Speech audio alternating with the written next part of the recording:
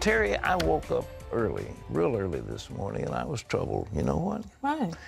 I was thinking of that little town in Syria, that Kobani, and to think that those Kurds there are going to be abandoned by Turkey and by the United States. And we've had maybe 5 airstrikes or 10 airstrikes like nothing. But we've got an inside thing that will shock you about what's being done in relation to those Kurds. And I want to bring that to your attention. That'll be later on in the program. But we have an exclusive right now. The nation of Liberia has been ground zero on the Ebola outbreak that is the world on edge. But our George Thomas has an exclusive interview with the president and vice president of Liberia to talk about the battle against this killer disease and what they plan to do to defeat it. Well, the president of Liberia also tells George that she's aware that Ebola could be stopped now, but come back again later. Here's George's story from Monrovia.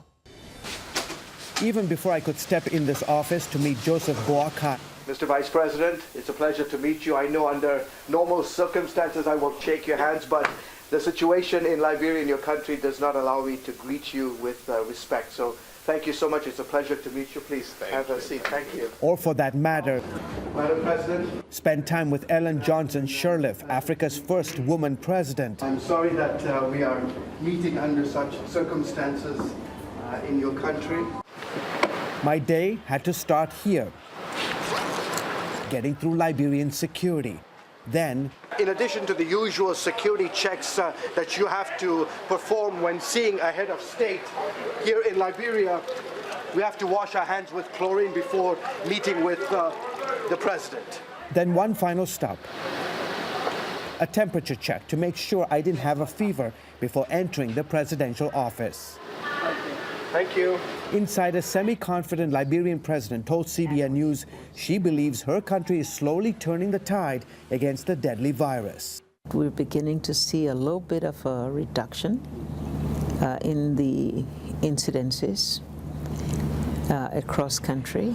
But President Sirleaf's use of phrases like cautiously optimistic or light at the end of the tunnel flies in the face of what top U.S. health officials are saying about the Ebola crisis.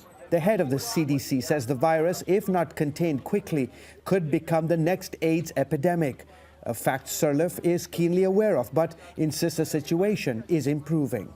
Are you saying that Liberia is turning the corner? Well, let me say I'm cautiously optimistic because we are always reminded that there are valleys and hills in this Ebola situation.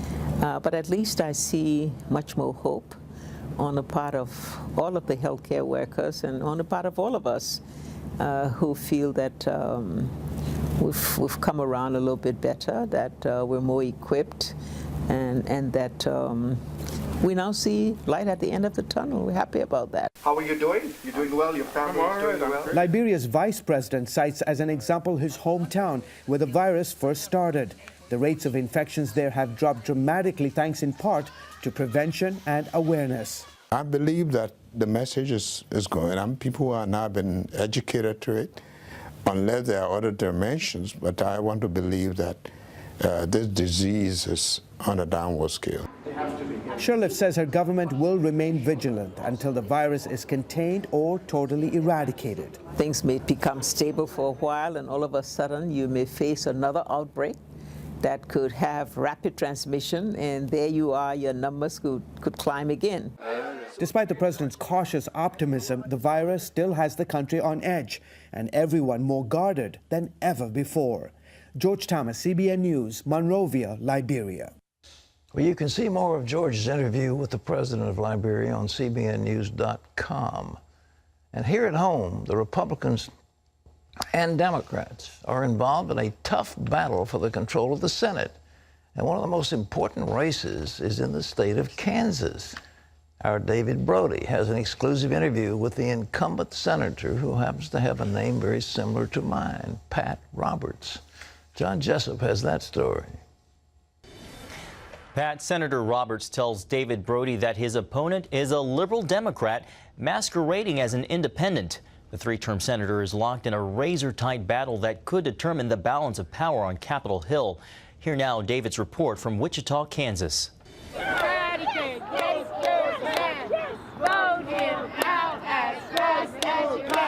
It's a race here in Kansas filled with energy. Opponents of Senator Pat Roberts want to see him go. Go home! We need a change. We need to break the gridlock in Washington. Vote for Pat! Meanwhile, Roberts supporters believe in the three-term senator. Roberts! The contest carries national implications. Republicans need to keep this seat for a chance at winning control of the U.S. Senate.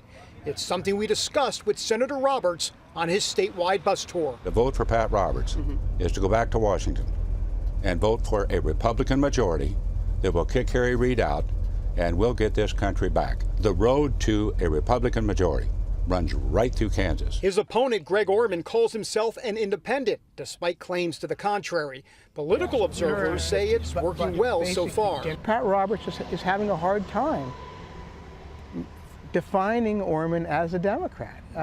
Orman has been pretty successful at staying above the fray. He has also attracted voters dissatisfied with longtime politicians. Roberts tells CBN News his campaign will expose any secrets. Do you believe he's lying about this idea that he's an independent? Not when we get through with him. This is a person who, by donation and by his stand on the issues, is a liberal Democrat. Orman wouldn't respond to multiple requests for an interview. Ted Cruz! Meanwhile, Thursday in Wichita, Roberts brought in Tea Party hero Ted Cruz to rally the troops. The 2 years I've served in the Senate over and over again on fight after fight for conservative principles, Pat Roberts has stood up and reported for duty. Cruz's visit comes after a tough primary fight against the Tea Party candidate. That fight alienated some in the movement.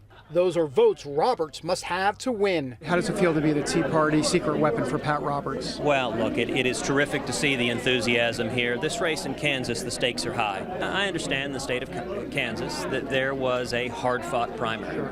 And that's a good thing. That's a healthy thing in our democracy. But that primary's over. I have talked to many of the Tea Party folks myself, listened to them. The Tea Party is extremely valuable to us. We used the term just a while ago, the prairie fire that, gets things going. But the Tea Party dust-up isn't the only issue. Pat Roberts is a fourth-generation Kansan. As a matter of fact, he has a residence in Dodge City, Kansas. He's had it for about 4 decades or so. But he lists his principal residence in the suburbs of Washington, D.C., and that has given his critics a chance to attack. What is your sense about those critics? I mean, they like to take shots at you to say, you're a Washington guy. Listen, I've been border to border, corner to corner in this state. I've been in all 105 counties. So I just don't think that holds any water. But let me tell you something, we're going to win this race. We are going to win this race. Control of the Senate very well may hang in the balance. David Brody, CBN News, in Wichita, Kansas. Pat, and as David mentioned, if the GOP is going to win back the Senate, they got to win races like in Kansas. Well, they have to hold Kansas as a conservative Republican state, and to even think, you see, the problem is the Democrat there imploded for various reasons and pulled out of the race. So the guy that's against him now is the independent. And it's interesting, he and I share pretty much the same name, and he said it's funny, he'll go into a meeting, people come up to him and said, God bless you, we appreciate what you're doing, we're praying for you. They think it's me, so in any event, if there's any halo effect, and I don't know if it is, we'll see what happens. But Sam Brownback was in the Senate, and then he went back and ran for governor, and was elected easily. So Kansas, as far as I can turn, they had Bob Dole there for years and years and years, and I cannot believe that they're going to elect an independent, but we'll see. This is really tough, and they're poor. Maybe not independent. Well, they're pouring money in. It's going to be Monday. We're going to be talking to you about our take on the various elections. There's a possibility the House of Representatives is going to go overwhelming Republican, and they may. It's one commentator has said that he feels they may have more Republican seats than ever in the history of that body, at least in recent memory. The question is the Senate, and there are just a few races. You've got Kentucky, you've got Louisiana, you've got Arkansas, and you've got Alaska, but Utah, it's interesting there. there was an article today about the so-called phony war on women that the Republicans have geared up, and one reporter asked Mark Udall, the Democrats, "Are you Mark Uterus?" And so, you know, it's getting kind of weird. But we'll give you an update on what our experts give as their take of how the election is breaking up. There's only a few more weeks. John. Pat, ISIS fighters have now reportedly captured about 40% of the town of Kobani, and U.S. airstrikes have not been enough to stop them. Secretary of State John Kerry says the battle for Kobani is important, but the U.S. has to keep its eye on the long-term strategy. We're deeply concerned about the people of Kobani who are battling against ISIL terrorists. But as horrific as it is to watch in real time what's happening in Kobani, it's also important to remember you have to step back and understand the strategic objective and where we have begun over the course of the last weeks. The U.S. has been sending military aid to Baghdad, but critics, Pat, say it should be doing more to help the Kurdish fighters. Listening to the Secretary of State made me want to throw up. We've got to step back and come on, those people are getting ready to get butchered. And the thing of it is, and as was just pointed out earlier in less detail, we have got this fiction that we must support the central government in Baghdad, regardless of the Sunnis, the Shias, or the Kurds. The trouble is, this is a fiction. It's been put together by European powers, Sykes-Picot and others. And this thing doesn't want to hold together. And if we have any sense, what we'll do is back the Kurds. The Peshmerga are strong, resolute fighters, but they don't have weapons. So what do? We are shipping the weapons intended for the Peshmerga to Baghdad, and then the central authority dithers around and doesn't give it to them. But a place like Kobani, these people are getting ready to be massacred. And you've got the Secretary saying, well, I think we ought to step back and think of our long-term objectives. Give me a break. Doesn't that make you want to get sick? John. Pat, former Republican presidential candidate and Arkansas Governor Mike Huckabee warns he'll leave the Republican Party if it stops opposing same-sex marriage and abortion. Talking about the marriage issue on the American Family Association's radio show, Huckabee said if the GOP gives up those positions, I'm gone. I'll become an independent. I'll start finding people that have guts to stand. I'm tired of this. He went on to say, I am utterly exasperated with Republicans and the so-called leadership of the Republicans who've abdicated on this issue when, if they continue this direction, they guarantee they're going to lose every election in the future. Guarantee it. Well, investors are wondering when the bottom is, where the bottom is rather for stocks as the market is suffering its worst losses of the year. Stocks have been a roller coaster in recent days, with the Dow swinging up and down by 200 points or more, but mostly down. Some analysts say this is simply a long overdue correction and that the market will eventually bottom out and turn around. Oil prices have been falling sharply too and could go lower, but experts say oil will head back to $100 a barrel in the years ahead. Pat? The joke used to be in my little town of Lexington, Virginia, save your Confederate dollars, the South will rise again. Well, it never rose, and those Confederate dollars aren't worth the paper they're printed on. Nevertheless, it is my optimistic view right now that the stock market may come in for a 10% correction, but it's not the end of the world. And the American business is very strong. Their earnings are very strong. Their dividends are quite robust. And the American dollar is the leader of the world. So right now, this is not the time to panic and dump. You know, the little guys always sell at the wrong time and they buy. They buy when it's high and sell when it's low. You're supposed to buy when it's low and sell when it's high. So there may be some opportunities to buy, but more than anything, get some cash and stay on the sidelines for the time being. But I don't think this correction is going to last too long. And if there is I don't know whether if the thing goes Democrat or Republican after the next election, whether it's going to make a whole lot of difference as long as the president's in the White House. We'll still have some of those policies that are hurting American business. But nevertheless, I just want to tell you, don't panic. This isn't the time to dump. Although I might say a few weeks ago, I sold a number of shares in some holdings that I'm in charge of to raise cash because I thought it'd be better to have a little cash on the sidelines to see what happens next. John? Pat, here's a little bit of good news. Exercise is not only good for your body, it can be good for your mind and emotions as well. A new study says exercise can protect the brain from depression.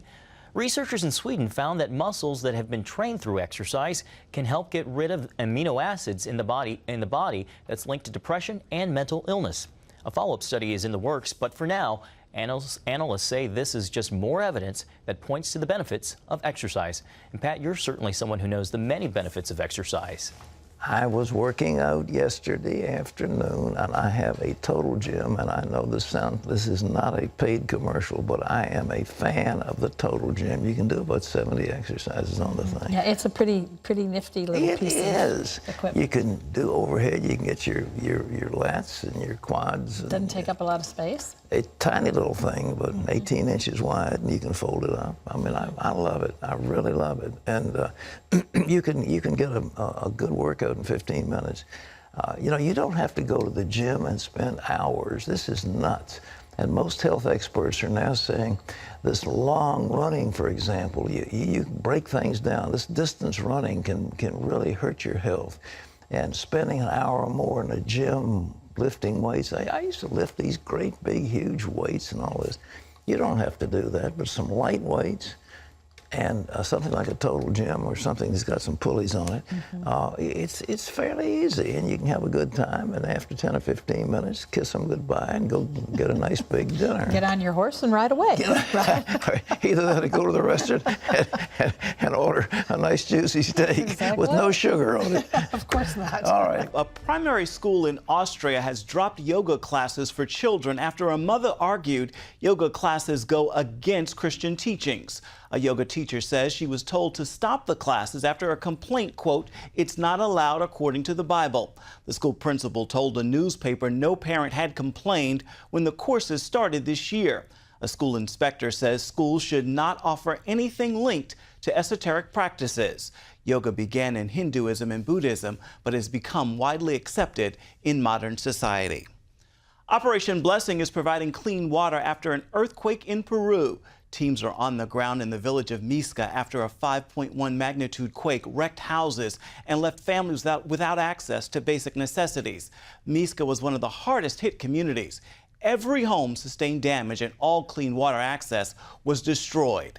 Operation Blessing is providing safe drinking water for all 45 families in the village, as well as distributing backpack H2O water backpacks so families have a sanitary way to carry and store their water.